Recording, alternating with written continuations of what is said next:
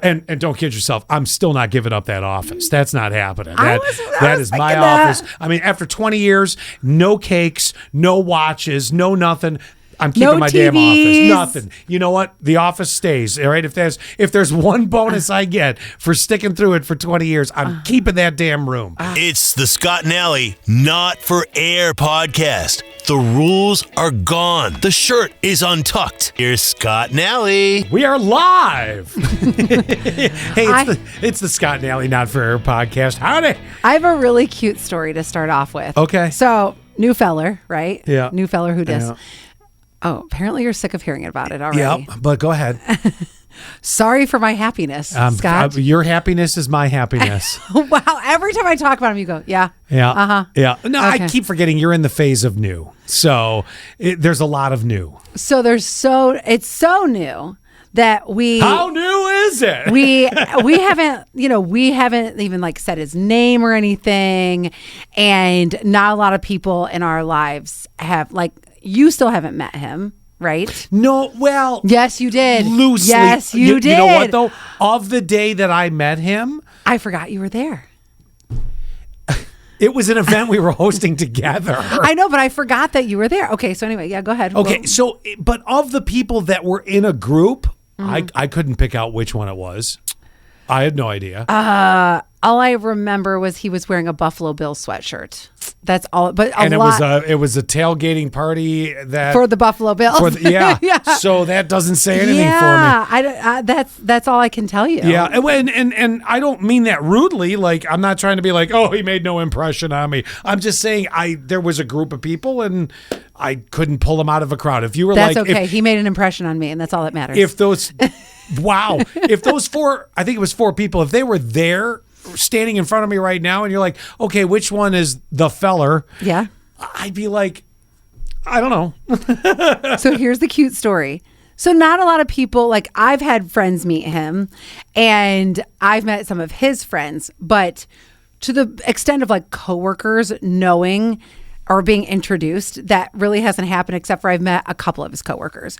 So anyway, apparently a coworker that he works with was talking, let's call him George.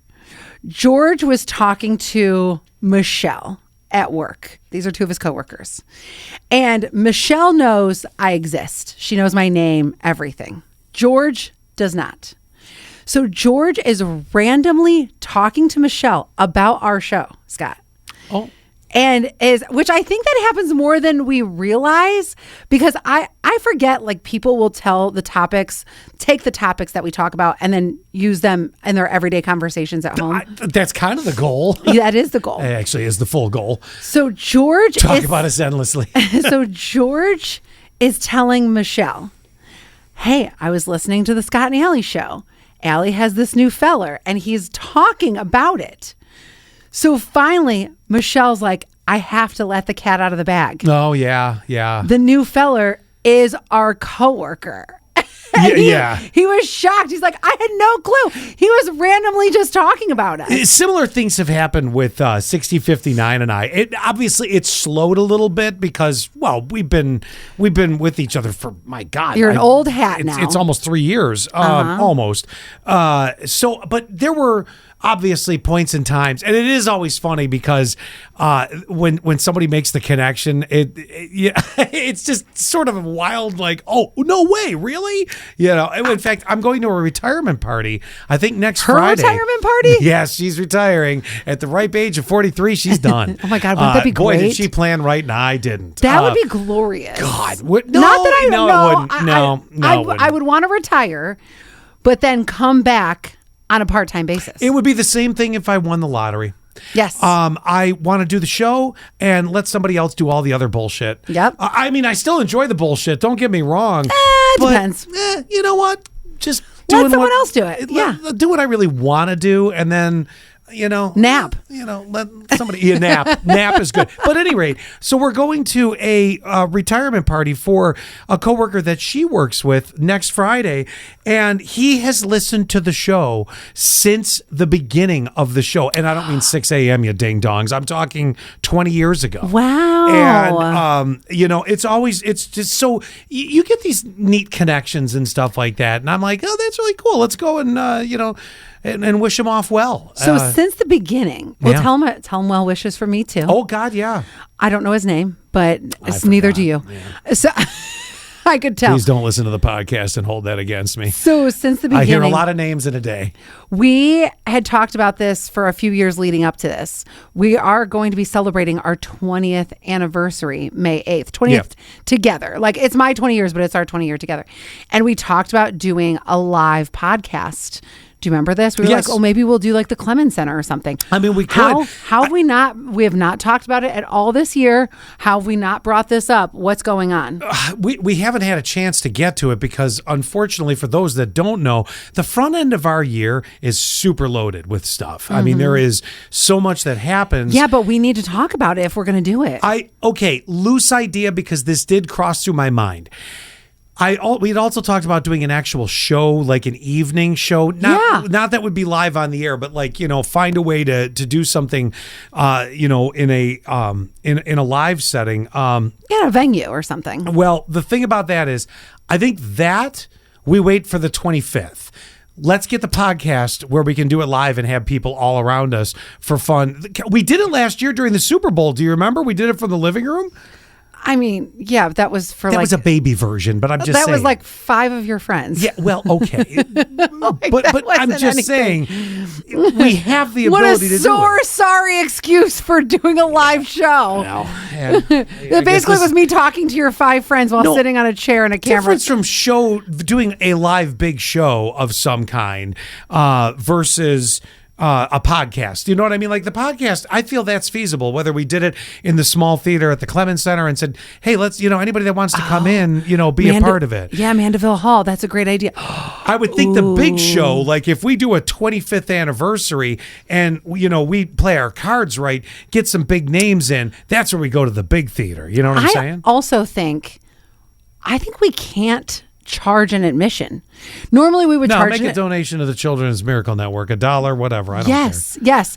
Because I feel like it's more of a, like a family gathering. You're not going to charge your family for Thanksgiving. I think that we should still do it at Mandeville Hall. And I would love to see some apps. I want some cocktails.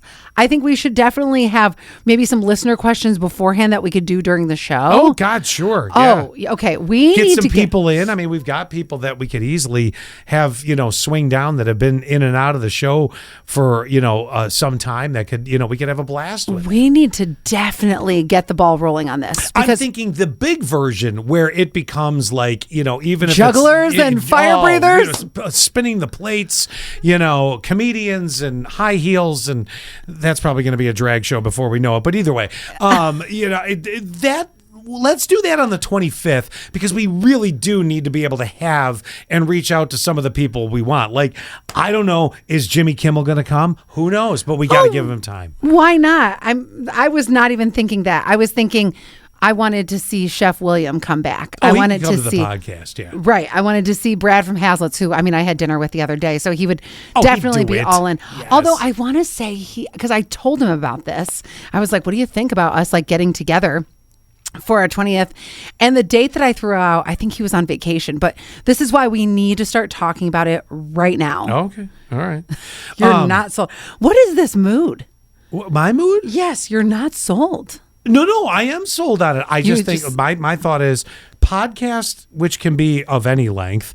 We'll do that, with the group. And, if we do a big anniversary show where it's something, think almost like, think like a Tonight Show or something like that, where there's, you have a few different things that happen during it, for a stage level. Mm-hmm. Like if we were to bring out Miss Viola and something special with them or other folks, you know what I mean? Like, think of something like that. That should go more towards the 25th, the big one. That's where we go to the big theater. Okay. But I like the podcast. I feel that, but I'm like, what if we're not here for the 25th? Like, what if I keel over and die? Well, then I'll be here because God knows I have no retirement. Like, clearly 6059's wrapping it up in a couple days. Well, but what if she's not really? That's a joke. What if I'm crossing the street and I get hit by a car?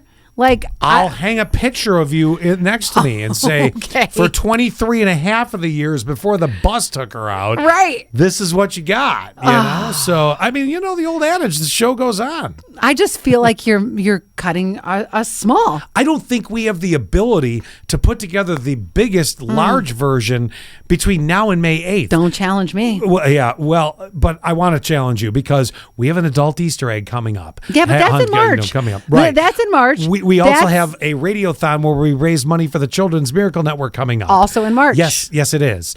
So if I can get those things underway and get the ball rolling on those, we also have to get permission from the theater to say, sure. I know. But okay, I'm going to start this planning. I am. So wait, are you going big theater or are you doing the Mandeville Hall podcast? I think Mandeville. Okay, then that's fine. Then we're in agreement. Then I there. support this. I say do the super one where I'd love to see everybody there. Do that one. We'll do that for 25 down the line. Yeah, but I have no problem doing a podcast live. Hell, you know what? I don't. If Mandeville Hall at Clements Center is not available that night, or they're just like, no, we don't like you. Then we could go to. There's 100 places the place downtown we could go to. Our new Centertown Social. Yep. I mean that's a great option too. That would be fun. Then you got some beverages for people to really find us funny if they have a couple. Well, there's beverages at the other place you're talking about as well. Well, we'd have to buy. They would have. I would think the listeners would buy that. Like, I'm not buying them beers and stuff like that as much as I want to. But you're thinking that they'd open the bar there for if people. Well, that's a possibility. Yeah. I don't know. All details to be worked out. I'll start working on them. Yeah, but either way, there are options that are out there because I think it could be fun just about anywhere and have a group of people and then suddenly people can jump in from the audience and you never know. It's one of my favorite things is controlled chaos. Yeah. All right. Let me get this ball rolling. Because we have talked about it so many times, but then all of a sudden didn't talk about it. I would love for people to be able to hang out with us and do something like that. Okay. I mean, it's fun for us in the studio, and it's fun to read text messages and get calls and, audio clips that we get from you guys and stuff. But, man, to have everybody together, somebody has to reach out to 3386, a.k.a. Doug, a.k.a. the official ball buster of the Scott and Allie Show. He has to be a part of this. Not just him. Taiwan Dave. Oh, God, yeah. Redneck Bill. Yes. We had to have a VIP section. Yeah, $34.90. Well, I was thinking about that. I was just emceeing an event recently. They had a red carpet. I think we need to have a red carpet. Sure. I'm sure they have one at the We're going to need Center. a couple of seats. We're going to need one for Betty and one for her tits. My God. We'll need that set Why are we talking about Betty's chest? Well, I mean, it's two chairs. Okay, I'm going to get the ball rolling on this. I promise you. All right. Now, there's something right behind you. Yeah, my God. I want you to pick that up. Hold on, I'm getting this. Now, this has got to be. I don't remember how many podcasts ago it was. You can go find this in the archive of podcasts. So this podcast in particular stood out for me because there was a conversation about this in my house afterwards, how Allie wanted to become the brisket police for the Super Bowl party, which happens at my house, because I didn't know you guys talked about this afterwards. Oh yeah. And tell me what was said. Yeah, that you're cheap. And then I'm like, I know, but I'm also trying to help you. And I said, it's not really going to happen, but I love the back and forth of it because it was really funny. But wait a second. I'm trying to help you by elongating the brisket in your freezer and fridge. Like, I feel like I'm helping you. Oh, well, you're not hurting. I mean, that helps. I mean, there's a million things I can do with it. Well, anyway, so... You're cheap. Tell me something I don't know. And I have black hair and red lipstick. Oh, okay, not right now, but... We had... so the topic kind of went like this, was... And Allie was so concerned about me getting Christmas cards because one Christmas card from one Again, I care about you. Okay, cool. No, I'll stop caring. You're rubbing it in, going, "Ha ha! I got mine, you didn't." No, I said I want to make sure that you got yours because one of the Christmas cards had a large gift card in it. Yes, which I did eventually get. That did happen. And the other one was from a coworker who normally gives out Christmas cards, but also we love to have come to all the different things that we do, like, a Super Bowl party. And I'm very inviting of bring a to-go carrier because there's always so much food. Take something home with you so that you can have something a little bit later. Because I said you gotta bring something of substance and value to be able to take food home. Like if you bring a bag of Ruffles, that's not enough that you get to take a huge, massive Ziploc baggie of brisket home with you. No, if you bring Ruffles, you get 2 pinwheels. If you you get 1 slice of brisket to go home for a bag of Ruffles. If you bring buffalo chicken wings dip, which Scott hates, then you get 2 slices of brisket, 3 pinwheels. If you're like moi, and remember I brought those Nashville hot chicken wings the one year? Yes. Well, you've actually brought a couple good things. You brought that. You did, and the little mini apple pies. Oh, that was good. The cannoli tray the one year was great. Yes, thank you. Yeah. So what does that mean? 6 slices of brisket. Yes, it's staged up. Yeah. 6 pinwheels and 5 chicken wings. That's right. So I like my system. Yes. So at any rate, the other part to this discussion was, and did you get your Christmas card from this person that always brings their own to-go carriers? Mm-hmm. And Allie was going to begin policing this. Yep. And I said, no, I didn't. Now. Oh, so now she takes your brisket and doesn't even give you a Christmas card? Right? Okay. Now, wait, it gets better. So I don't really use my office that much here in the building anymore. I see where this is going. Yeah, me too. I think it's full of bullshit myself. Okay, I'll get there. So I don't really use my office that much because ever. Well, I know everything's here, but you know what? Interestingly enough, my office has become a place where a lot of people will go and basically be like, "Well, I got to have a private meeting, or can I use your office to make a call, or whatever?" So it's fine. I'm like, "Yeah, go ahead, use it," because I have the computers in the studio that I do most of my stuff at. Mm-hmm. But don't kid yourself, I'm still not giving up that office. That's not happening. That is my office. I mean, after 20 years, no cakes, no watches, no nothing. I'm keeping my damn office. Nothing. You know what? The office stays. All right. If there's one bonus I get for sticking through it for 20 years, I'm keeping that damn room. Oh, man. And I never use it. But anyway, so I had to go to my office for something. And then our coworker, the one that wants to bring the containers to go and brings a bag of Ruffles and thinks that's equal to 5 pieces of brisket. Now you're getting on board with me. Yeah, okay. I'm right there. So it goes, something. This is in your office along with your Christmas card that you haven't touched. And I'm like, what? Now, the only thing I can think of, you tell me if this is BS. What?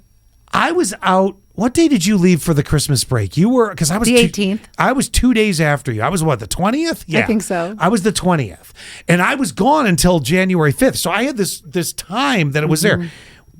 You've been in my office. Was it on my desk, or did that just magically appear? I never go to your office. Did that just magically appear a week ago? Oh, since we talked about it on the podcast. Well, yeah, because I was afraid of that. Do you think she heard the podcast? Well, I mean, I don't know. Open the card. It was funny. Yeah, I'm going to open the card because maybe she did watch the podcast. A late Christmas card. It is so good. And you got your card, right? I did. Mm-hmm. Very nice. Yeah. And by the way, this ties into something we talked about on the podcast and on the show that I'll put together. Go ahead. And by the way, we do like this person a lot. We have a lot of laughs. So we're just sort of busting nuts a little bit. It says, very merry. Very merry. Okay. There's very that. Merry. Yep. Got it. Okay. And it says, have so much fun this holiday. And it says, cheers. I'm sorry. I have an eye appointment coming up. Cheers to a new year. And that's from our friend. And did you get anything in there? No. Okay, let me tie in something from... Because I did get a chocolate on the outside, which I'm going to eat in a minute. Perfect. So on the previous podcast, I said, you couldn't even get me a lottery ticket. Come on. Like, I've been here for 20 years. You're my boss. Scott's been here for 21. Like, we don't even get, okay, it's not that we don't get anything because the company gave us a gift card. But so then on the show, remember we were talking about the girl who received the lottery bouquet and won $20,000? Yes. That's where I'm thinking a lottery ticket would be a nice gesture. Yeah.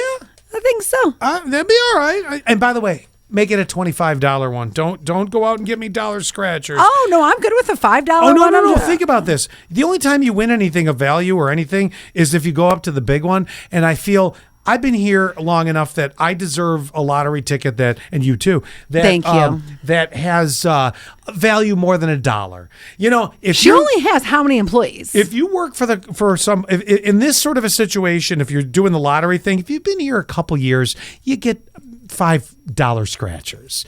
You've been here 20 years, you get yourself at least one $20 ticket. I'm just saying, if I was the boss, I would be getting some lottery tickets because the only employees that she has is me, you, Sean, TJ, Jim, correct? Oh, Doug. Yeah.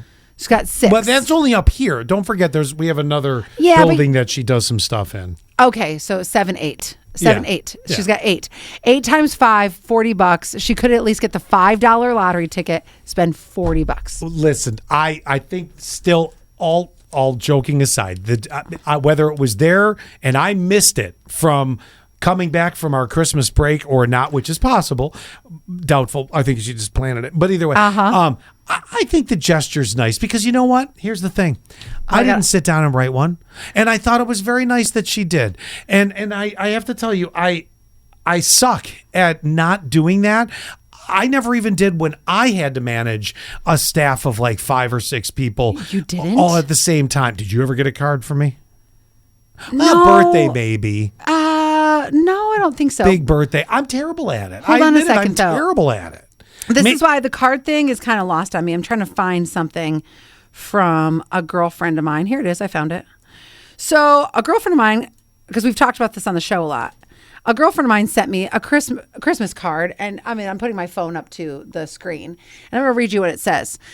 I know where this will end up, and that's okay. Sending holiday blessings anyway. That's why cards, they just ended up in the garbage for me. Well, they do, and I know, but I do appreciate the effort. As weird as that sounds, I think that That's sweet. there's something personal about somebody that does it, and it may be a forgotten art. All right, You know what's more personal? A $5 lottery ticket. Okay, I can't deny that either. All right, speaking of personal, I want to share this with you.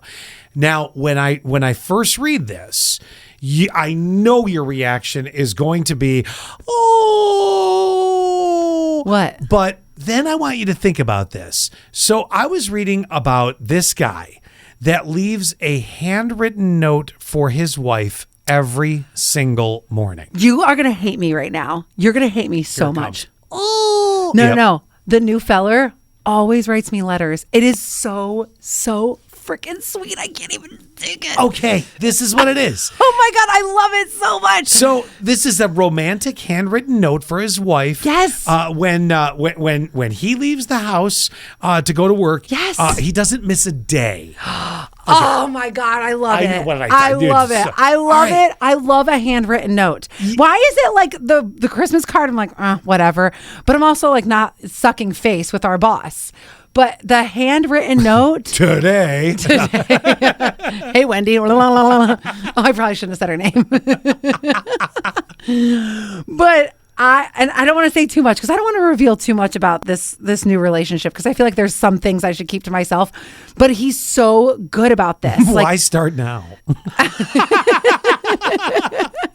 No, I get it. Like I said, it's new. It's exciting. I totally get it. Because it was the same way when 6059 and I got going. Although, I was not sick of it though. No. I was supportive, unlike you. I'm not supportive. Okay. I'm just, it's like. Sounds like you're not supportive. No, all right. Well, anyway. Okay.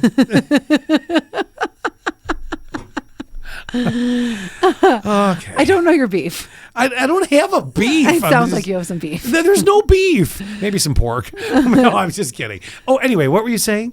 We were talking about the handwritten note every day. Yes. It's just adorable if I if he spends the night at my house and I come home from work and there will I be... must have missed a segment. So that started?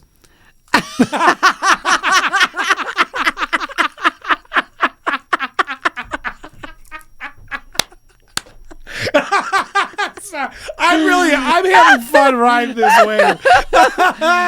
Yes, but not on school nights. Okay. The only night that he spent the night on a school night was his birthday the other day. Oh, yeah. Other than that, no. I'm not trying to be too stringent, but I got to get some like good. Oh, of course. I mean, we're up at 4 in the morning. Exactly. I got to get some good sleep because because you know. Well, your dog gets you up 8 times a night now. So really, you're like, do you ever sleep? I do, but it's unfortunately broken. Yeah. But yeah, because it's new and there's always so much to talk about, I would be going to bed at like 2:00 every morning if that was the case. Oh. And he'd be like, shut up. I was kidding. No, he wouldn't say that. He's too sweet for that. But anyway, okay, so back to the letter thing. Yeah. So in the beginning, and I see that now. I want to be clear.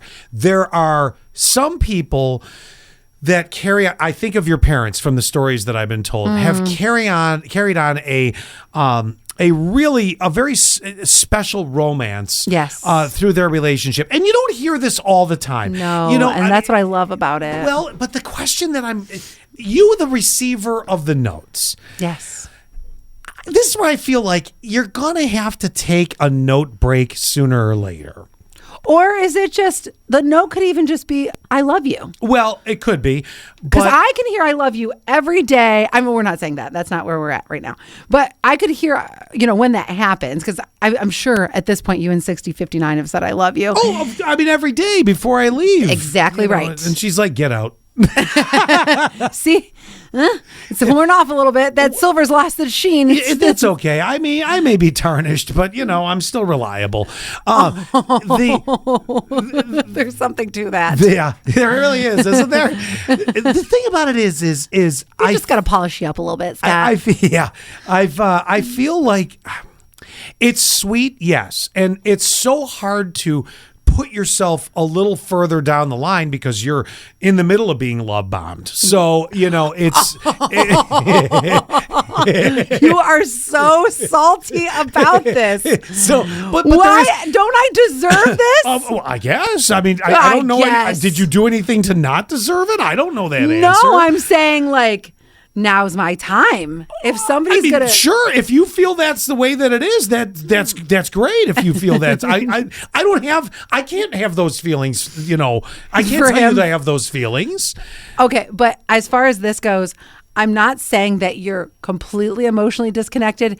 You don't seem all too lovey-dovey. So of course you're the guy who's like, don't you get sick of writing love letters? No, what I'm getting at is it going to lose its luster after a little? See, right and now. I'm going to tell you why. Okay. All right. So you talked about my parents, and I'm going to, this can happen for certain people. I wouldn't say that it happens all that much. But so on our group message, my dad was shoveling the snow, as he does. Oh, there he is. Yes. And so my mom writes, my sweet man working hard. This is my parents. This is what they do. Then she said, we're building a wall. Gail and her political jokes. I love it. Okay. So then I come in with the practicality. Why don't you all hire a plow company? Yeah, right. Doesn't Joby, this is a family member, doesn't Joby do this for a living? So then later on, my parents are like, I love this man. And he's like, and I love this woman. And That's quite the public display of it all, isn't it? It's a little much sometimes. But Yeah. do you know, I honestly look at that as such a great example, and I should accept nothing less. Ooh. No, you're not wrong. I'm just saying that at some point, does it not go? It doesn't feel as fresh. It's And at some point, Scott's like, my hand has a cramp. carpal tunnel. I can't write any more love letters. Well, no, and you're right. It doesn't have to be long. I mean, it can be, Moi, XOXO. Your eyes are the fire to my love and soul Ooh. and desire and passion. See, you got it in long. you. You got it in you. That's long. But no, what I'm getting at is at some point, I'll tell you what. this is when it's going to happen. I know when the breakdown's going to happen and the notes are going to end. It's a busy morning, and he was able to spend the night not on a school night.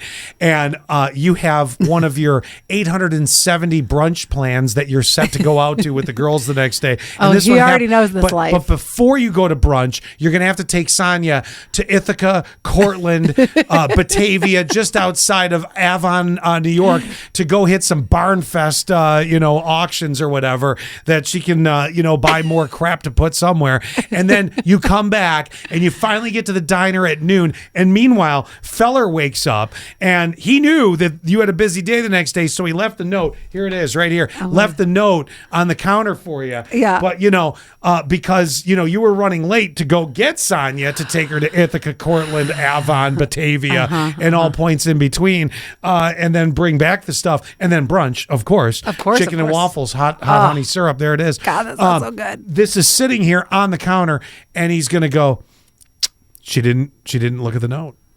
That means she doesn't care. Oh, my gosh. When I get home, I'll see it. Oh, no. But because I was running late, up. I didn't see it yet. Time's up. I didn't see it, but I will. You've already let me down. Because if I'm writing a note and you miss the note, that tells me the note days are done. No. You know what I think, Scott? I think you should start writing notes. And that might because you I hold do. on. I have a running note at home. It's not clean my underwear. No, it's milk, bread. Exactly. Bag of so salad. since we need to polish this silver here, since Scott is tarnished, why don't you start writing the note? And I think it would bring a little spark into the relationship. Things are just plenty sparky. We're sparky. That could be a statement in many ways. Sparky without the love letters, huh? Well, I look.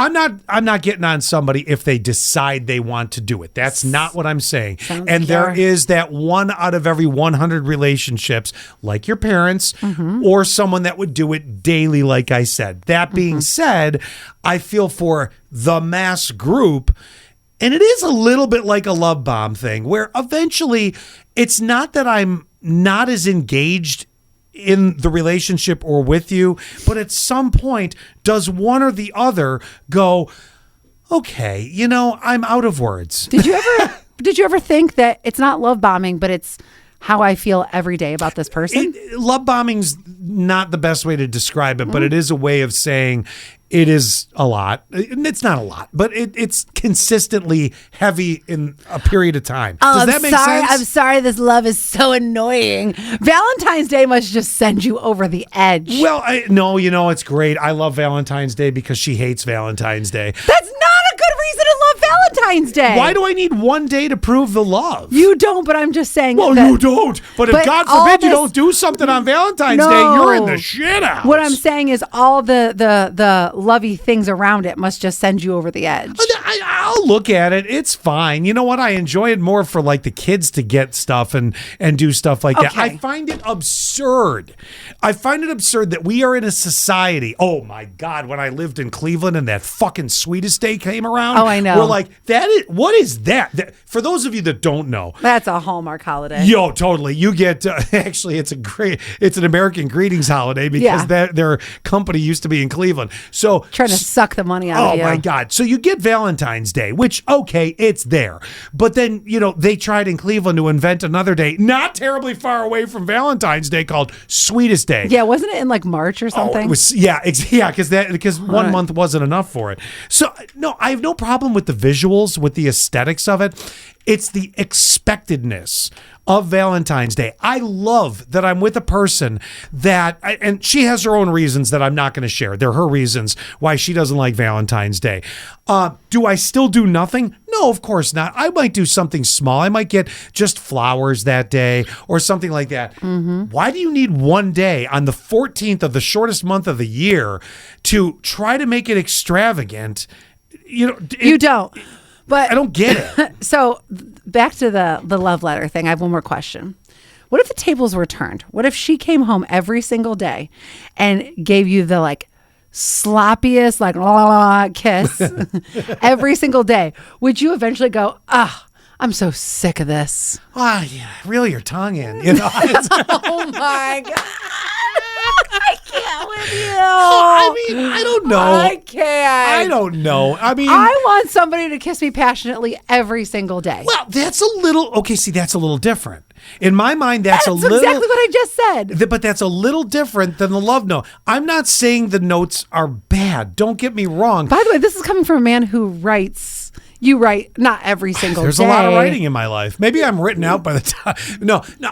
My question was this: does it get to a point where you kind of go over the hump a little bit, and you know the passion, you know the love, you know the caring, whatever level, or all the above. Yes. You know it's there. Yeah. But the notes roll back. You know, and like I said, there's that 1 out of every 100 relationships. It does go every single day until one of them goes to the grave. Gail and Mark Payne. Yeah, there you go. And that's beautiful. That's wonderful for them. Would you not? I mean, what if it did come back to the fact that you forgot one note one day because you were hustling to get out the door? Do you know I'd be sad? You'd be sad? What if what if he just suddenly stopped because he's like, Oh, that'd about kill me. oh. See, then I feel there's got to be an end line to this. It's like No, because then that's when expectations are met. No, that's when I know it's shifted, and I don't want it to. I But want. every relationship shifts. And when I say shifts. But why does it have to? Okay. Don't take that as a bad shift. Shifting can mean Comfortable. We've gotten to a comfort / this is our. And this is how Scott tells 6059 I love you. Go to bed. We gotta go. Okay. Bye. Well, that was fun. Wasn't that fun? That was fun. Do us a favor, will you? Subscribe. Share the Scott and Allie Not for Air podcast. Touch our buttons. We know you want to.